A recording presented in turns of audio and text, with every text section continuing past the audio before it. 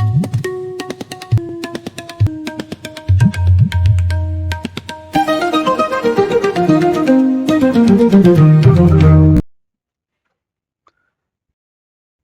ಗುರುಭ್ಯೋ ನಮಃ. ಹರಿ ಓಂ. ಶುಕ್ಲಾಂಬರಧರಂ ವಿಷ್ಣುಂ ಶಶಿವರ್ಣಂ ಚತುರ್ಭುಜಂ ಪ್ರಸನ್ನವದನಂ ಧ್ಯಾಯೇತ್ ಸರ್ವವಿಘ್ನೋಪಶಾಂತಯೇ. ಆಪಾದಮೌಳಿಪರ್ಯಂತಂ ಗುರುಣಾಮಾಕೃತಿಂ ಸ್ಮರೇತ್. ತೇನ ವಿಘ್ನಾಃ ಪ್ರಣಶ್ಯಂತಿ ಸಿದ್ಧ್ಯಂತಿ ಚ ಮನೋರಥಾಃ. ಎಲ್ಲರಿಗೂ ವಿಷ್ಣು ಸಹಸ್ರನಾಮ ಪಾಠ.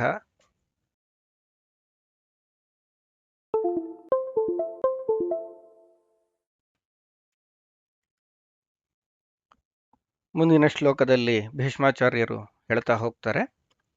ಬ್ರಹ್ಮಣ್ಯಂ ಸರ್ವಧರ್ಮಜ್ಞಂ ಲೋಕಾನಾಂ ಕೀರ್ತಿವರ್ಧನಂ ಲೋಕನಾಥಂ ಮಹದ್ಭೂತಂ ಸರ್ವಭೂತ ಭವೋದ್ಭವಂ. ಬ್ರಹ್ಮಣ್ಯಂ ಸರ್ವಧರ್ಮಜ್ಞಂ ಲೋಕಾನಾಂ ಕೀರ್ತಿವರ್ಧನಂ ಲೋಕನಾಥಂ ಮಹದ್ಭೂತಂ ಸರ್ವಭೂತ ಭವೋದ್ಭವಂ. ಪದವಿಭಾಗ. ಬ್ರಹ್ಮಣ್ಯಂ ಸರ್ವಧರ್ಮಜ್ಞಂ ಲೋಕಾನಾಂ ಕೀರ್ತಿವರ್ಧನಂ ಲೋಕನಾಥಂ ಮಹತ್ ಭೂತಂ ಸರ್ವಭೂತ ಭವಃ ಉದ್ಭವಂ. ಇಲ್ಲಿ ಭೀಷ್ಮಾಚಾರ್ಯರು ವಿಷ್ಣುವಿನ ಮತ್ತು ಮಹಿಮೆಯನ್ನ ಸ್ತೋತ್ರವನ್ನ ಮಾಡ್ತಾ ಇದ್ದಾರೆ. ಬ್ರಹ್ಮಣ್ಯಂ, ಬ್ರಹ್ಮ ಅಂದ್ರೆ ವೇದಗಳು, ಬೃಹತ್ತಾದದ್ದು, ಅತ್ಯಂತ ಬೃಹತ್ತಾದ ಜ್ಞಾನದ ಸಾಗರ ಅಂದ್ರೆ ವೇದಗಳು. ವೇದಗಳನ್ನು ತಿಳಿದವನು ಮತ್ತು ಸರ್ವಧರ್ಮಜ್ಞಂ, ಎಲ್ಲ ರೀತಿಯ ಎಲ್ಲ ಧರ್ಮಗಳನ್ನು, ಧರ್ಮಗಳನ್ನು, ಲೋಕಧರ್ಮಗಳನ್ನು, ಸಮಸ್ತ ಧರ್ಮವನ್ನು ತಿಳಿದಂತಹ ಭಗವಂತ. ಲೋಕಾನಾಂ ಕೀರ್ತಿವರ್ಧನಂ ಅಂದ್ರೆ ಭಗವಂತ ಎಲ್ಲ ಜೀವಿಗಳಿಗೂ ಕೀರ್ತಿ ಕೊಡ್ತಾನಂತೆ. ಹೇಗೆ ಜಗತ್ತಿನ ಎಲ್ಲ ಜೀವಿಗಳ, ಲೋಕ ಅಂತಂದ್ರೆ ಇಲ್ಲಿ ವರ್ಲ್ಡ್ ಅಥವಾ ಯೂನಿವರ್ಸ್ ಅಲ್ಲ, ಜೀವಿಗಳು ಅಂತ, ಜೀವಿಗಳಿಗೆ ಲೋಕ ಅಂತ ಕರೀತಾರೆ. ಹಾಗಾಗಿ ಇಲ್ಲಿ ಲೋಕದಲ್ಲಿ ಜೀವಿಗಳನ್ನು ಧರ್ಮದ ದಾರಿಯಲ್ಲಿ ಪ್ರಚೋದನೆ ಮಾಡಿ, ಹಿಂದಿನ ಶ್ಲೋಕದಲ್ಲಿ ನಾವು ನೋಡಿದ್ವಲ್ಲ, ಹಾಗೆ ಎಲ್ಲ ಜೀವಿಗಳನ್ನು ಧರ್ಮದ ದಾರಿಯಲ್ಲಿ, ವೇದ ಧರ್ಮದ ದಾರಿಯಲ್ಲಿ ಪ್ರಚೋದನೆ ಮಾಡಿ ಆ ದಾರಿಯಲ್ಲಿ ನಡೆಸುವಂತೆ ಮಾಡಿ, ಜಗತ್ತಿನಲ್ಲಿ ಅಂದರೆ ಜನರ ಮಧ್ಯೆ ಕೀರ್ತಿಯನ್ನು ಹೆಚ್ಚಿಸುವಂತಹ ಭಗವಂತ ಲೋಕನಾಥ, ಎಲ್ಲ ಜೀವಿಗಳಿಗೂ ನಾಥ ಅಥವಾ ಒಡೆಯ, ಎಲ್ಲರ ಜೀವಿಯನ್ನು ನಿಯಮನ ಮಾಡುವಂತಹವನಾದ್ರಿಂದಲೇ ಅವನು ಎಲ್ಲ ಜೀವಿಗಳನ್ನು ಕೂಡ ಧರ್ಮದ ಕಡೆಗೆ ಪ್ರಚೋದಿಸಬಲ್ಲ. ಅದನ್ನ ಇಲ್ಲಿ ಹೇಳ್ತಾ ಇದ್ದಾರೆ. ಲೋಕನಾಥಂ ಮಹತ್ ಭೂತಂ. ಭೂತಗಳು ಅಂದ್ರೆ, ಭೂತ ಅಂದ್ರೆ ಇಲ್ಲಿ ಜೀವಿಗಳೇ. ಯಾವುದು ಭೂತಿ ಹೊಂದಬಲ್ಲದೋ ಅಂತಹದ್ದು ಭೂತ. ಅಂದ್ರೆ ಯಾವ ಜೀವಿಗಳು ಆಧ್ಯಾತ್ಮಿಕವಾಗಿ ಎತ್ತರದ ಸ್ತರಗಳನ್ನು ತಲುಪಬಲ್ಲರೋ ಅಂತಹ ಜೀವಿಗಳಲ್ಲಿ ಕೂಡ ಮಹತ್ತು, ಅತ್ಯಂತ ಶ್ರೇಷ್ಠನಾದಂತಹ ಜೀವಿ, ಎಲ್ಲರಿಗಿಂತ ಎತ್ತರ ಇರುವಂತಹವನು ಅಂತ. ಸರ್ವಭೂತ ಭವಃ ಅಂದ್ರೆ ಎಲ್ಲ ಜೀವಿಗಳನ್ನು ಈ ಜಗತ್ತಿನಲ್ಲಿ, ಈ ಸಂಸಾರದಲ್ಲಿ ಹುಟ್ಟಿಸುವವನು ಮತ್ತು ಎಲ್ಲರಲ್ಲೂ ಇರುವವನು. ಈ ನಮ್ಮನ್ನು ಜಗತ್ತಿಗೆ ತಂದು ನಮ್ಮಲ್ಲಿ ತುಂಬಿ ನಮ್ಮಲ್ಲಿ ಕುಳಿತು ಈ ಜಗತ್ತಿನ ಎಲ್ಲ ಕಾರ್ಯಗಳನ್ನ, ಕರ್ಮಗಳನ್ನ ಚೇಷ್ಟಕನಾಗಿ ಇರುವಂತಹ ಅವನು ಭಗವಂತ ಅಂತ ಇದರಲ್ಲಿ ಹೇಳ್ತಾರೆ. ಮುಂದಿನ ಶ್ಲೋಕದಲ್ಲಿ ಇನ್ನೇ ಹೆಚ್ಚಿನ ವಿಷಯಗಳನ್ನ ಗಮನಿಸೋಣ.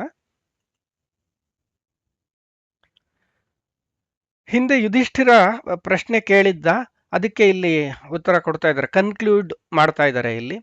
ಏಷ ಮೇ ಸರ್ವಧರ್ಮಾಣಾಂ ಧರ್ಮೋಧಿಕತಮೋ ಮತಃ ಯದ್ಭಕ್ತ್ಯಾ ಪುಂಡರೀಕಾಕ್ಷಂ ಸ್ತವೈರರ್ಚೇನ್ನರಃ ಸದಾ. ಏಷ ಮೇ ಸರ್ವಧರ್ಮಾಣಾಂ ಧರ್ಮೋ ಅಧಿಕತಮೋ ಮತಃ ಯದ್ಭಕ್ತ್ಯಾ ಪುಂಡರೀಕಾಕ್ಷಂ ಸ್ತವೈರರ್ಚೇನ್ನರಃ ಸದಾ. ಪದವಿಭಾಗ. ಏಷಃ ಮೇ ಸರ್ವಧರ್ಮಾಣಾಂ ಧರ್ಮಃ ಅಧಿಕತಮಃ ಮತಃ ಯತ್ ಭಕ್ತ್ಯಾ ಪುಂಡರೀಕಾಕ್ಷಂ ಸ್ತವೈಃ ಅರ್ಚೇತ್ ನರಃ ಸದಾ. ಅಲ್ಲಿ ಹಿಂದೆ ಭಗವಂತನ ಬಗ್ಗೆ ಅಥವಾ ಧರ್ಮದ ಬಗ್ಗೆ ಯುಧಿಷ್ಠಿರ ಪ್ರಶ್ನೆ ಕೇಳಿದ್ದ. ನಿಮ್ಮ ಅಭಿಪ್ರಾಯದಲ್ಲಿ ಯಾವುದು ಅತ್ಯಂತ ಶ್ರೇಷ್ಠವಾದ ಧರ್ಮ, ಯಾವ ಆಚಾರದಿಂದ ನಾವು ಲೋಕದಲ್ಲಿ ಕೀರ್ತಿಯನ್ನು ಗಳಿಸ್ತೀವಿ. ಯಾವುದು ಅತ್ಯಂತ ಶ್ರೇಷ್ಠವಾದ ಧರ್ಮ ಅಂತ ನಿಮ್ಮ ಅಭಿಪ್ರಾಯ ಅಂತ ಯುಧಿಷ್ಠರ ಕೇಳಿದ ಪ್ರಶ್ನೆಗೆ ಇಲ್ಲಿ ಆ ಉತ್ತರ ಕೊಟ್ಟು ಕನ್ಕ್ಲೂಡ್ ಮಾಡ್ತಾ ಇದ್ದಾರೆ. ಏಷಃ ಮೇ ಸರ್ವಧರ್ಮಾಣಂ ಧರ್ಮ ಅಧಿಕತಮಃ ಮತಃ ಅಂತ. ಅಂದ್ರೆ ಯತ್ ಭಕ್ತ್ಯ ಪುಂಡರೀಕಾಕ್ಷಂ ಸ್ತವೈಹಿ ಅರ್ಚೇತ್ ನರಃ ಸದಾ. ಅಂದ್ರೆ ಯತ್ ಯಾವ ಜೀವಿ ಅಥವಾ ಯಾವ ಭಗವಂತನನ್ನು, ಹಿಂದೆ ಹೇಳಿದ ಎಲ್ಲ ಗುಣಗಳುಳ್ಳಂತಹ ಭಗವಂತನನ್ನು, ಪುಂಡರೀಕಾಕ್ಷಂ, ಪುಂಡರೀಕ ಅಂದ್ರೆ ಕಮಲ, ಕೆಂದಾವರೆ, ಅದರಂತೆ ವಿಶಾಲವಾದಂತಹ ಕಣ್ಣುಗಳುಳ್ಳಂತಹ ಭಗವಂತನನ್ನು ಸ್ತವೈಹಿ, ಸ್ತೋತ್ರಗಳಿಂದ, ನಾನಾ ವಿಧವಾದ ಸ್ತೋತ್ರಗಳಿಂದ, ಅಥವಾ ಈ ಮುಂದೆ ಹೇಳಕ್ಕೆ ಹೊರಟಿರುವಂತಹ ಭಗವಂತನ ಸಾವಿರ ನಾಮಗಳಿಂದ, ನರಹ ಸದಾ ಯಾವಾಗಲೂ ನರಹ ಅಂದರೆ ಈ ಜೀವಿಯು, ಈ ಶರೀರಿನಲ್ಲಿ ಬಂಧನದಲ್ಲಿ ಇರುವಂತಹ ಜೀವಿಯು ಅರ್ಚೇತ್, ಸ್ತೋತ್ರ ಮಾಡುತ್ತಾನೋ, ಅಂದ್ರೆ ಯಾವ ರೀತಿಯಿಂದ ಭಗವಂತನನ್ನು ಈ ಭಕ್ತ ಸ್ತೋತ್ರ ಮಾಡುತ್ತಾನೋ, ಅಂದ್ರೆ ವಿಶೇಷವಾಗಿ ವಿಷ್ಣುವನ್ನೇ ಶ್ರೇಷ್ಠ ಅಂತ ತಿಳಿದುಕೊಂಡು ಸ್ತೋತ್ರ ಮಾಡಿ ಮೋಕ್ಷವನ್ನು ಪಡೆಯುತ್ತಾನಂತಹೋ ಅದೇ ಅಧಿಕತಮಃ ಧರ್ಮ ಇತಿ ಮತಃ ಅಂತ ಭೀಷ್ಮಾಚಾರ್ಯರು ಹೇಳ್ಕೊಡ್ತಾ ಇದ್ದಾರೆ. ಅದೇ ಏಷಃ ಇದೆ. ಇದುವರೆಗೂ ಏನೇನು ಹೇಳಿದ್ದೀನಿ ಭಗವಂತನ ಬಗ್ಗೆ, ಭಗವಂತನನ್ನು ಹೇಗೆ ಅರ್ಚನೆ ಮಾಡಬೇಕು, ಹೇಗೆ ಧ್ಯಾನ ಮಾಡಬೇಕು, ಸಾವಿರ ನಾಮಗಳಿಂದ ಹೇಗೆ ಸ್ತೋತ್ರ ಮಾಡಿ ಮೋಕ್ಷವನ್ನು ಪಡೆಯಬೇಕು ಅಂತ ಏನೇನು ಹೇಳಿದ್ದೀನಿ, ಇದೇ ವಿಶೇಷವಾಗಿ ಇದೇ ಶ್ರೇಷ್ಠವಾದ ಧರ್ಮ ಅಂತ ನನ್ನ ಅಭಿಪ್ರಾಯ ಅಂತ ಇಲ್ಲಿ ಭೀಷ್ಮಾಚಾರ್ಯರು ಹೇಳ್ತಾರೆ. ಮುಂದಿನ ಶ್ಲೋಕ ನೋಡೋಣ.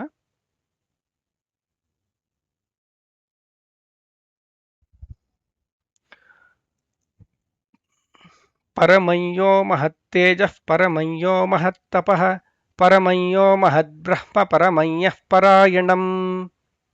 ಪರಮಂ ಯೋ ಮಹತ್ತೇಜಃ ಪರಮಯ್ಯೋ ಮಹತ್ತಪಃ ಪರಮಯ್ಯೋ ಮಹದ್ಬ್ರಹ್ಮ ಪರಮಯ್ಯಃ ಪರಾಯಣಂ. ಪದವಿಭಾಗ. ಪರಮಂ ಯಃ ಮಹತ್ ತೇಜಃ ಪರಮಂ ಯಃ ಮಹತ್ ತಪಃ ಪರಮಂ ಯಃ ಮಹತ್ ಬ್ರಹ್ಮ ಪರಮಂ ಯಃ ಪರಾಯಣಂ. ಪರಮಂ ಯಃ ಪರಾಯಣಂ.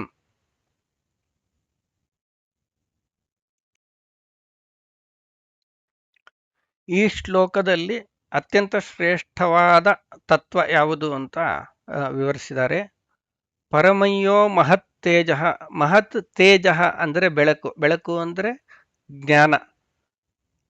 ಯಾವುದು ಅತ್ಯಂತ ಮಹತ್ತರವಾದಂತಹ ಜ್ಞಾನ ಸ್ವರೂಪ ಅಥವಾ ಬೆಳಕಿನ ರೂಪ. ಯಾವುದು ಮಹತ್ ತಪಃ. ತಪಃ ಅಂದರೆ ಚಿಂತನಶೀಲವಾದಂತಹದ್ದು. ಯಾವುದು ಅತ್ಯಂತ ಶ್ರೇಷ್ಠವಾದ ಚಿಂತನಶೀಲವಾದಂತಹ ಶಕ್ತಿ. ಪರಮಯ್ಯೋ ಮಹತ್ ಬ್ರಹ್ಮ. ಯಾವುದು ಮಹತ್ತರವಾದಂತಹ ಬ್ರಹ್ಮ ಅಂದರೆ ಅತ್ಯಂತ ಬೃಹತ್ತಾದ ಶಕ್ತಿ ಅಥವಾ ವೇದದ ಸಾರ. ಬ್ರಹ್ಮ ಅಂದರೆ ವೇದವೂ ಹೌದು, ಅತ್ಯಂತ ಮಹತ್ತರವಾದಂತಹ ಪರಬ್ರಹ್ಮನೂ ಹೌದು. ಯಾವುದು ಅತ್ಯಂತ ಶ್ರೇಷ್ಠವಾದಂತಹ ಶಕ್ತಿಯೋ ಪರಮಯ್ಯಃ ಪರಾಯಣಂ. ಪರಾಯಣ ಅಂದರೆ ಬೇರೆ ಎಲ್ಲರಿಂದಲೂ ಸ್ತುತ್ಯವಾದಂತಹ ನಮಸ್ಕಾರ ಯೋಗ್ಯವಾದಂತಹ ಶಕ್ತಿಗಳೆಲ್ಲ ಅತ್ಯಂತ ಶ್ರೇಷ್ಠವಾದದ್ದು ಅಂತ ಇಲ್ಲಿ ಹೇಳಿದ್ದಾರೆ. ಮುಂದಿನ ಶ್ಲೋಕ ನೋಡೋಣ.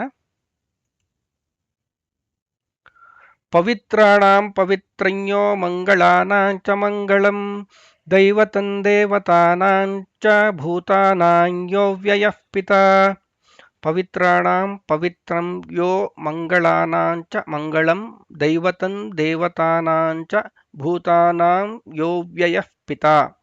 ಪದವಿಭಾಗ. ಪವಿತ್ರಾಣಾಂ ಪವಿತ್ರಂ ಯಃ ಮಂಗಳಾನಾಂಚ ಮಂಗಳಂ ದೈವತಂ ದೇವತಾನಾಂ ಚ ಭೂತಾನಾಂ ಯಃ ಅವ್ಯಯಃ ಪಿತಾ. ಇಲ್ಲಿ ಮತ್ತೆ ವಿಷ್ಣುವಿನ ಸ್ತೋತ್ರವೇ ಇದೆ.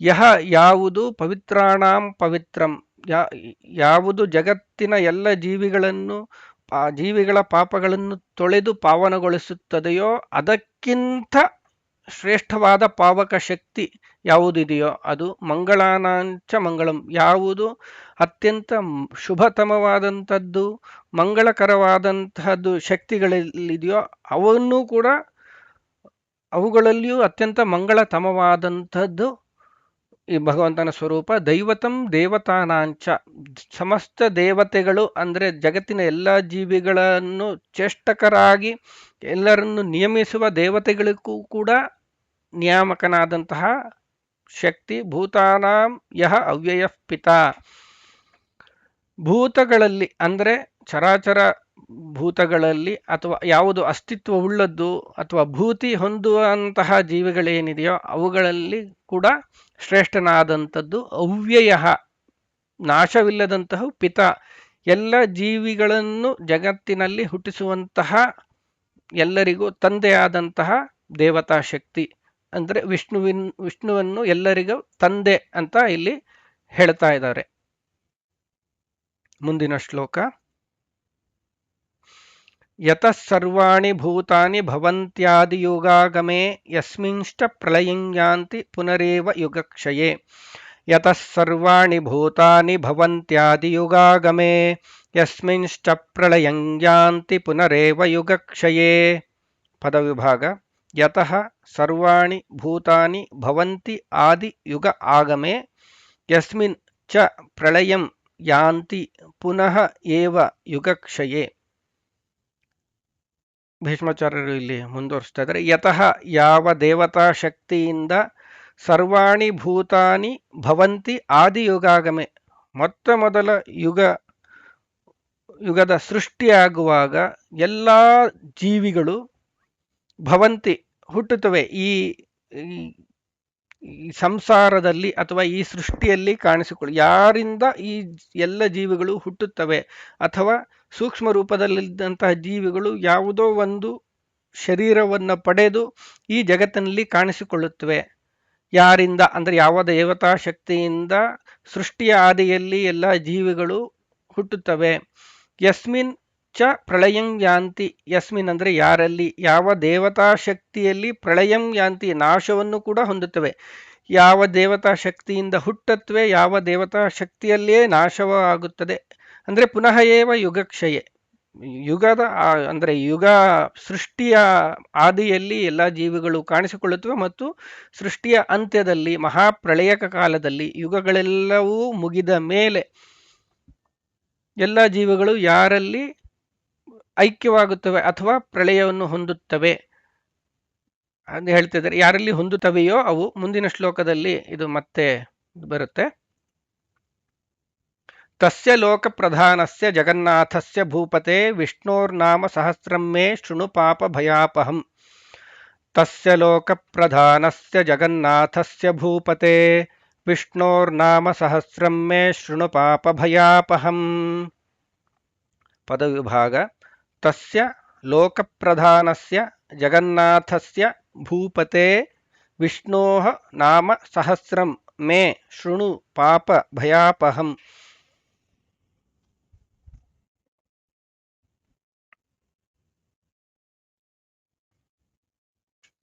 ಇಲ್ಲಿ ಹಿಂದಿನ ಶ್ಲೋಕದಲ್ಲಿ ಏನೇನು ಗುಣಗಳನ್ನು ಹೇಳಿದಿವಲ್ಲ, ಪರಮಯ್ಯೋ ಮಹತ್ತೇಜ ಪರಮಯ್ಯೋ ಮಹತ್ತಪಃ, ಯಹ ಅಂದರೆ ಯಾವ ದೇವತಾ ಶಕ್ತಿ ಅಂತ ಹೇಳ್ಕೊಂಡು ಬಂದು ಅಂತಹ ತಸ್ಯ ಈ ಹಿಂದೆ ಹೇಳಿದ ಎಲ್ಲ ಗುಣಗಳುಳ್ಳಂತಹ ತಸ್ಯ ಲೋಕ ಪ್ರಧಾನಸ್ಯ ಜಗನ್ನಾಥಸ್ಯ ಭೂಪತೆ ಅಂತ ಇಲ್ಲಿ ಭೀಷ್ಮಾಚಾರ್ಯರು ಯುಧಿಷ್ಠಿರನ್ನ ಅಡ್ರೆಸ್ ಅಂದರೆ ಕರೆದು ಹೇಳ್ತಾ ಇದ್ದಾರೆ.